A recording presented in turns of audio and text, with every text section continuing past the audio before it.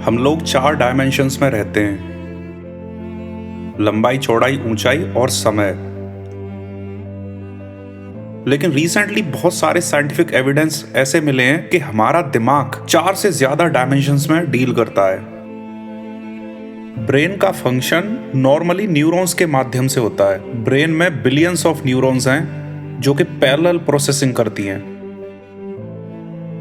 और ये एक इतना कॉम्प्लेक्स मैकेनिज्म है जिसका सिर्फ 10% पार्ट ही हम लोग समझ पाए।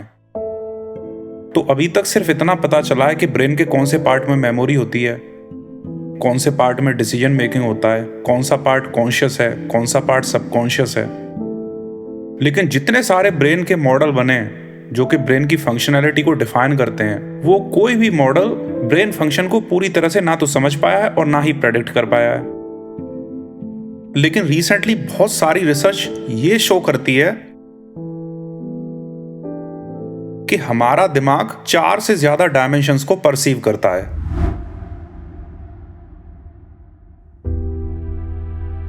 और उन मॉडल्स में अगर हम ये अज्यूम कर लेते हैं कि ब्रेन टोटल 11 डायमेंशंस में काम कर रहा है, तो ब्रेन की फंक्शनैलिटी 90% से ज्यादा समझी भी जा सकती है और प्रेडिक्ट भी की जा सकती है। सबसे ज्यादा मजे की बात यह है कि क्वांटम मैकेनिक्स और रिलेटिविटी ये दोनों एक दूसरे से तभी मैच करती हैं जब हम ये अज्यूम कर लेते हैं कि इस यूनिवर्स में 11 डायमेंशंस हैं।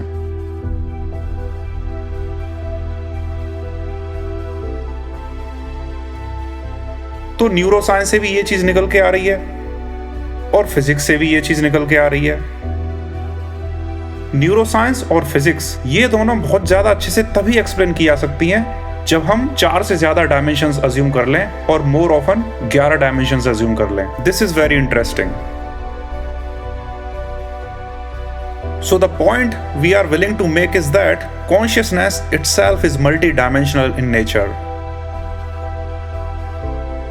बहुत सारे लोगों को आपने बोलते हुए सुना होगा कि अगर एनेस्थीसिया लगा देते हैं तो ब्रेन की फंक्शनैलिटी बंद हो जाती है और इस वजह से कॉन्शियसनेस भी खत्म हो जाती है। मतलब कॉन्शियसनेस सिर्फ और सिर्फ ब्रेन में लाई करती है।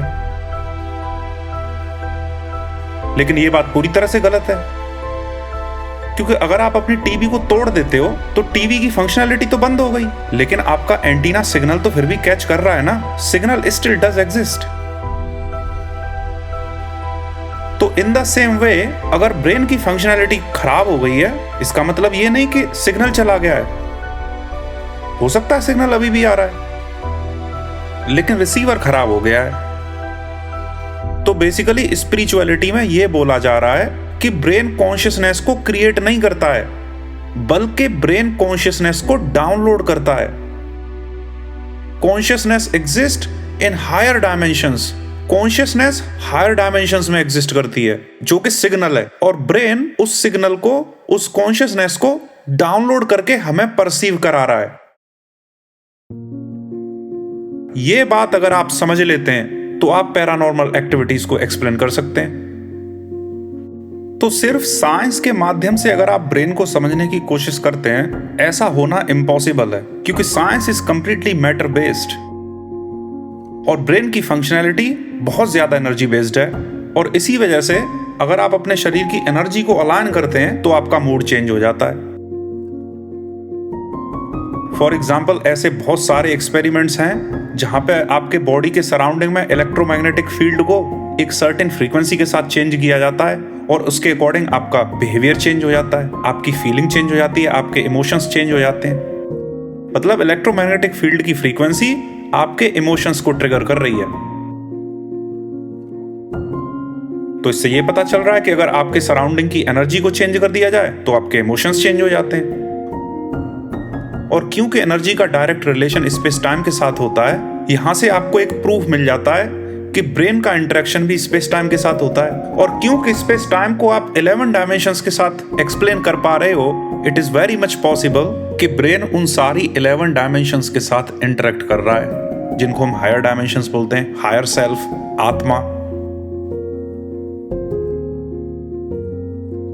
तो साइंस ने आपको जिस बॉक्स में केज करके रखा हुआ है 4 डायमेंशंस में, उससे आगे आपको निकलना होगा। अगर आपको paranormal activities, rebirth, dreams, telekinesis, telepathy, feelings, emotions, ये सारी चीजें एक्सप्लेन करनी है तो